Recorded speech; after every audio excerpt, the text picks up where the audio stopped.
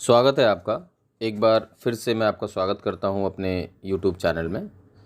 आज जो हम बात करेंगे वो है एक नया प्लान जो कि केयर इंश्योरेंस पॉलिसी का है और उनका एक नया प्लान लॉन्च हुआ है, वो है केयर सुप्रीम। ये प्लान अच्छा है, बहुत सारे अच्छे बेनिफिट्स के साथ मार्केट में लॉन्च हुआ है। मैं आपको सारा कुछ इसमें एक बार पूरा बता देता हूं कि क्या क्या बेनिफिट्स हैं। अकॉर्डिंगली आप डिसाइड कर सकते हैं कि आपके लिए क्या सही है। तो इसमें जो रूम रेंट मिलता है वो है आपका एनी कैटेगरी। एनी कैटेगरी से मतलब ये होता है कि आप कोई भी रूम ले सकते हैं, चाहे वो सिंगल प्राइवेट रूम हो, डीलक्स रूम हो, स्वीट रूम हो, कोई भी रूम ले सकते हैं। दूसरा इसका जो अच्छा बेनिफिट है, जो इसका मतलब यूनिक बेनिफिट है, वो है रीस्टोरेशन बेनिफिट। मतलब अगर सपोज़ आपने एक 10 लाख रुपीज़ का कवरेज लिया है, एक 10 लाख रुपए का हेल्थ इंश्योरेंस लिया है और हमारी फैमिली में मान लीजिए हस्बैंड, वाइफ और चाइल्ड ऐसे करके अगर फैमिली है, तो अगर एक पर्सन ने यूज़ कर लिया 10 लाख रुपीज़, सेम ईयर में दोबारा कोई भी सेकंड हॉस्पिटलाइजेशन के टाइम पर आपको 10 लाख और मिल जाता है विदाउट एनी एक्स्ट्रा कॉस्ट। तो 10 लाख ख़त्म करने के बाद एक बार और 10 लाख मिल जाएगा, उसके 10 लाख ख़त्म होने के बाद एक बार और मिल जाएगा। मतलब इसमें अनलिमिटेड टाइम रीस्टोरेशन बेनिफिट होता है। तो 10 + 10 + 10 + 10 ऐसे करके आप यूज़ कर सकते हैं। उसके बाद आता है इसमें नो क्लेम बोनस। इस वाले पार्ट को मैं यहाँ पर जो बताऊंगा, इसके अलावा इसमें एक और एक्स्ट्रा बेनिफिट है, वो भी एक बार एक्सप्लेन करूंगा। तो नो क्लेम बोनस इसमें क्या है कि 50-50% टू टाइम मिलता है। तो सपोज़ अगर आपने 10 लाख का प्लान लिया है तो 2 सालों के बाद वो 20 लाख रुपीज़ का प्लान हो जाएगा। उसके बाद cashless hospital all over India में, यहाँ पर एक अप्रॉक्स आइडिया मैं आपको बता रहा हूँ, 9,500 प्लस हैं। को पेमेंट जीरो है, जितना भी क्लेम आता है वो इंश्योरेंस कंपनी कवर करती है। नॉन पेबल आइटम को हटा के बोल रहा हूँ मैं अभी, जो कंज्यूमेबल्स बिल होते हैं उसको अलग करके बोल रहा हूँ। जो को पेमेंट है वो जीरो है। प्री हॉस्पिटलाइजेशन 60 डेज़ का है। प्री हॉस्पिटलाइजेशन का मतलब क्या होता है? हॉस्पिटल में एडमिट होने से पहले आपने जो एक्सपेंस किए हैं, जैसे आपने कोई मेडिसिन लिया, डायग्नोसिस टेस्ट कराया, या फिर आपने डॉक्टर को कंसल्टेशन फ़ीस पे की, तो उसी डिसीज़ की वजह से अगर हम हॉस्पिटल में एडमिट होते हैं तो एडमिट होने से पहले जो आपने कुछ एक्सपेंस किया है, 10,000 20,000 या उससे ज़्यादा, वो इंश्योरेंस कंपनी कवर करती है। वो पार्ट आपका रीइंबर्समेंट होता है, इसे प्री हॉस्पिटलाइजेशन कहते हैं। वो इसमें 60 डेज़ का है।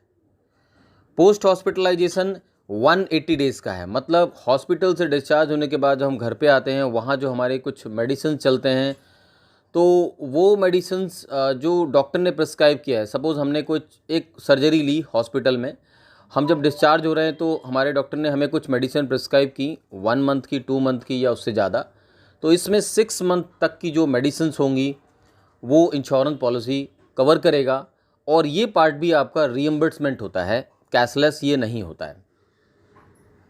उसके बाद आता है डे केयर ट्रीटमेंट। कुछ ऐसे डिसीज़ जो लेस देन 24 आवर्स में कंप्लीट हो जाते हैं due to advance and technology, जैसे chemotherapy, radiotherapy, dialysis, appendix operation, kidney stone removal, ऐसे बहुत सारे डे केयर ट्रीटमेंट होते हैं।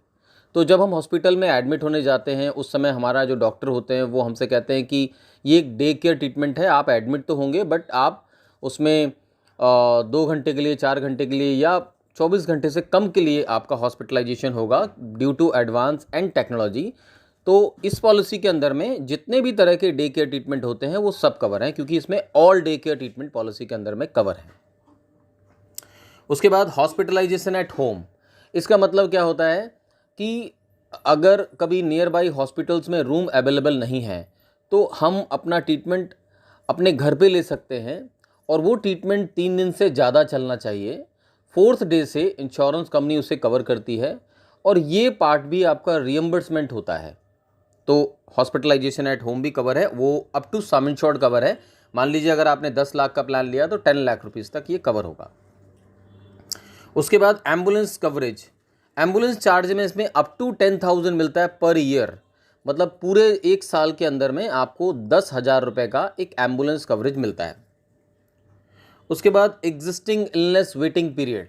मतलब पॉलिसी लेने से पहले हमें कोई डिसीज़ है, सपोज़ किसी को बीपी, शुगर, थायराइड, कोलेस्ट्रॉल या कोई भी प्रॉब्लम है, वो प्रॉब्लम पॉलिसी में मेंशन किया जाता है पॉलिसी लेते समय, उसको बोलते हैं प्री एग्जिस्टिंग प्रॉब्लम।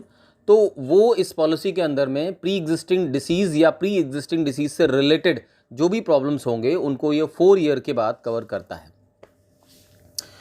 इसके अलावा मैं वेटिंग पीरियड एक बार आपको एक्सप्लेन करूंगा, अभी मैंने जस्ट प्री एग्जिस्टिंग डिसीज़ ही बताया है। उसके बाद इसमें आयुष ट्रीटमेंट, मतलब आयुर्वेदिक, यूनानी, सिद्धा, ये वाला जो ट्रीटमेंट है वो कवर होता है, अप टू 10 लाख कवर होता है। लेकिन कंडीशन ये होती है कि हमें हॉस्पिटल में एडमिट होना होता है, मोर देन 24 आवर्स के लिए एडमिट होना होता है, और उन हॉस्पिटल्स में ही हम एडमिट होते हैं जो गवर्नमेंट द्वारा ऑथराइज्ड होते हैं। तो उन हॉस्पिटल्स में हमें ये आयुष बेनिफिट मिलता है। उसके बाद इसमें आता है एक डोमेस्टिक एवैक्यूएशन, मतलब एयर एम्बुलेंस बोल सकते हैं आप। तो एयर एम्बुलेंस में इसमें up to 5 lakh air ambulance cover होता है, मतलब आपने अगर 10 लाख का प्लान लिया है तो अप टू 5 लाख ही एयर एम्बुलेंस कवर होगा। उसके बाद इसमें आता है ऑर्गन डोनर। ऑर्गन डोनर में आपको अप टू 10 लाख होगा। ऑर्गन डोनर होता क्या है, सपोज मैंने पॉलिसी ले रखा है, एग्जाम्पल एक पर्सन ने पॉलिसी ले रखा है और वो उनको किसी ऑर्गन की ज़रूरत पड़ती है, तो कोई उनके रिलेटिव हैं, कोई उनके अपने हैं जो उन्हें अपना ऑर्गन ट्रांसफ़र कर रहे हैं, तो उनकी बॉडी से जो ऑर्गन निकाला जाएगा इसको हार्वेज कॉस्ट कहते हैं। तो वो इंश्योरेंस कंपनी उनको भी कवर करेगी, जो पर्सन अपना ऑर्गन देना है उनकी बॉडी से जो निकाला जाता है उसको भी कवर किया जाता है, और केवल उसी को कवर किया जाता है। इसके बाद इसमें आएगा फ्री हेल्थ चेकअप। तो इस पॉलिसी के अंदर में जो फ्री मेडिकल हेल्थ चेकअप मिलता है उसके लिए आपको एक छोटा सा एक्स्ट्रा अमाउंट पे करना होता है। वहाँ ऑप्शन आता है सेलेक्ट करने का, आप उसे सेलेक्ट करेंगे तो इसमें एक free medical health checkup annual basis पे मिलता है। उसके बाद आता है ई कंसल्टेशन। ई कंसल्टेशन में क्या होता है कि आप कंसल्टेशन ले सकते हैं जर्नल फिजिशियन से। तो वो टेली कंसल्टेशन होगा, आप कॉल करके बात करके अपनी प्रॉब्लम बता सकते हैं और आप डॉक्टर से हेल्प ले सकते हैं। ये ई कंसल्टेशन इस पॉलिसी के अंदर मिलता है। सो ये था इसमें पूरा प्लान। नाउ अब मैं आपको कुछ 2-3 इंपॉर्टेंट पॉइंट बता देता हूँ जो मैं बताना चाह रहा था। एक था जो नो क्लेम बोनस इस पॉलिसी के अंदर में मिलता है, तो उसमें क्या होता है, एक इसमें ऑप्शन आता है उसको बोलते हैं क्यूमुलेटिव बोनस सुपर। वो एक राइडर होता है, मतलब उसके लिए आपको एक एक्स्ट्रा अमाउंट पे करना होता है। तो सपोज़ करो कि आपने एक हेल्थ इंश्योरेंस पॉलिसी लिया है 10 लाख का, अगर आप वो राइडर ले लेते हैं और आपने 1 साल पॉलिसी को चलाया तो अगले साल आपको उसमें 15 लाख रुपए का बोनस मिलेगा, बिकॉज 100% तो आपको इसमें मिल जाएगा। 100% तो आपको इसमें मिल जाएगा, मतलब जो क्यूमुलेटिव बोनस का नो क्लेम बोनस, और 50% पॉलिसी के अंदर में आता है, तो 15 लाख रुपए तक का आपको इसमें नो क्लेम बोनस मिलेगा। उसके बाद फिर दोबारा आपने क्लेम नहीं किया तो फिर 15 लाख का मिलेगा, फिर उसके बाद 10 लाख 10 लाख 10 लाख करके और मिलेगा। तो अगर आपने 10 लाख का प्लान लिया है तो ये 500 टाइम बढ़ जाता है ये क्यूमुलेटिव बोनस सुपर लेने पर, और 500 टाइम बढ़ जाता है, तो आप इसे ले सकते हैं। सो ये था इसका पूरा जो मैंने आपको बताया कि ये प्लान है जो कि अच्छा प्लान है, आप इसे ले सकते हैं। आपका टाइम देने के लिए आपका बहुत बहुत धन्यवाद। ये पूरा रिव्यू था इसका केयर का। मुझे एक चीज़ याद आ गई है, मैं आपको दोबारा एक्सप्लेन कर देता हूँ। तो हेल्थ इंश्योरेंस पॉलिसी में क्या होता है कि जो वेटिंग पीरियड मैं एक्सप्लेन कर रहा था, तो प्री एग्जिस्टिंग डिसीज़ का जो वेटिंग पीरियड होता है वो तो होता है 4 ईयर का इस पॉलिसी में। नाउ जितने भी क्रिटिकल इलनेस होते हैं वो सभी इंश्योरेंस पॉलिसी में, ऑलमोस्ट सभी इंश्योरेंस पॉलिसी में, एक आधा पॉलिसी को छोड़ के सभी इंश्योरेंस पॉलिसीज़ के अंदर में वो 30 डेज़ के बाद में कवर हो जाता है। उसके बाद कुछ स्पेसिफिक डिसीज़ होते हैं जैसे hernia, piles, fistula, cataract problem, joint knee replacement, arthritis, या और भी एक आध चीज़ें होती हैं, वो आप ब्रोशर में ज़रूर देख लें। उसको बोलते हैं स्पेसिफिक डिसीजेस। वो स्लो ग्रोइंग डिसीज़ होता है, वो कवर होता है 2 साल के बाद ज़्यादातर इंश्योरेंस पॉलिसीज़ में। और लास्ट होता है परमानेंट एक्सक्लूजन, जैसे HIV, AIDS, cosmetic surgery, drink and drive, dental problem, weight loss therapy, suicide attempt, और भी कुछ होता है जो कि आप पॉलिसी लेते समय ब्रोशर में देख सकते हैं कि इसमें परमानेंट एक्सक्लूजन्स क्या क्या हैं और स्लो ग्रोइंग डिसीज़ की क्या लिस्ट है, और इनिशियली जो क्रिटिकल इलनेसेस होते हैं वो 30 डेज़ के बाद कवर होते हैं। ऐसा पॉलिसी लेने से पहले एक बार आप पूछ लें, देख लें, और जो एक्सीडेंट होता है वो जब आपकी पॉलिसी इशू हो जाती है उसके 24 आवर्स के बाद वो कवर हो जाता है, मतलब वो मिडनाइट के बाद ही एक्सीडेंट कवर हो जाता है। ऐसा कहते हैं कि आज हमने कोई हेल्थ इंश्योरेंस पॉलिसी लिया, आज ही हमारा पॉलिसी इशू हो गया, तो रात के 12 बजे के बाद एक्सीडेंट कवर हो रहता है पॉलिसी के अंदर में। Road accident health insurance policies के अंदर में कवर होता है।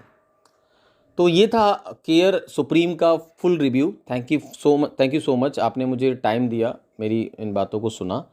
मैं लगातार कोशिश करूँगा कि जो भी बेहतर से बेहतर प्रोडक्ट मार्केट में लॉन्च होंगे उन्हें मैं आपके सामने बता सकूँ, आपकी हेल्प कर सकूँ। Thank you so